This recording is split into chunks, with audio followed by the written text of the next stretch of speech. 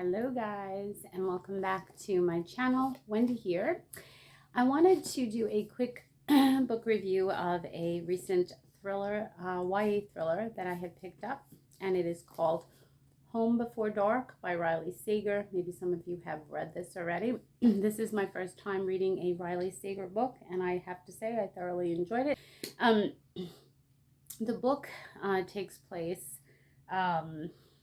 mostly around two things. Bainbury Hall, which is this humongous Victorian mansion set in the Vermont woods, and Maggie Holt and her family.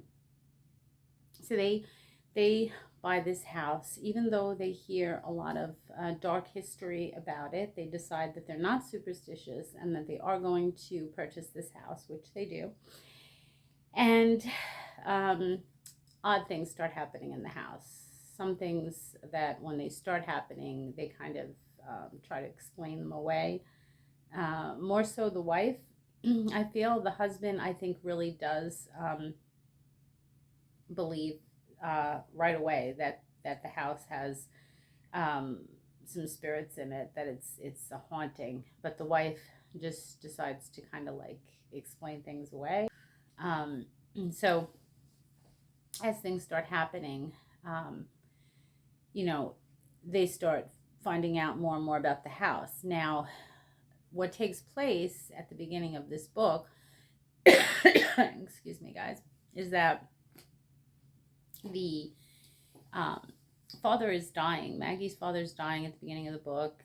She inherits this house that she doesn't want. She wants nothing to do with this house. She doesn't believe that these occurrences ever happened. Her father wrote a book about the house, which she would just like to forget. The house she doesn't believe was ever haunted, and she doesn't believe that any of the things he wrote in his book were true.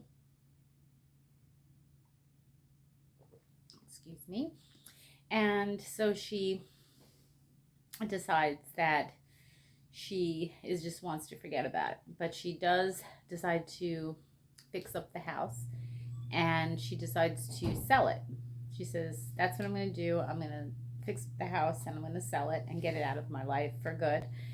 And as she is doing this, she starts to also delve into the history of the house. It starts to really intrigue her the longer she stays there. As to what really happened in the house. And it also clears up a lot of unanswered questions in her childhood. Her parents never answer her through the years when she, asks them what really happened in the house, because she just simply doesn't remember. She's supposed to be about 5 at the time that they were in this house. And they just never really give her a clear answer and try to change the subject, which bothers her even more. So she kind of feels like a part of her childhood was taken away, in a sense, that she just, doesn't remember. And it doesn't help that they're not giving her any answers about what really truly happened. They stay at this house for 3 weeks, and then they flee in the middle of the night, leaving all their belongings there. So that's even stranger to most people, and especially to her.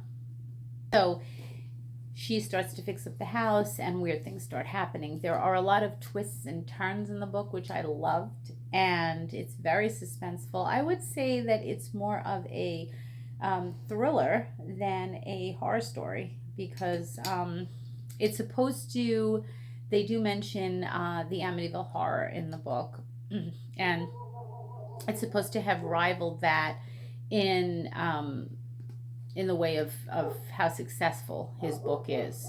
You don't have to have read the Amityville Horror or have seen the movie to appreciate this book, but they do mention that in the book.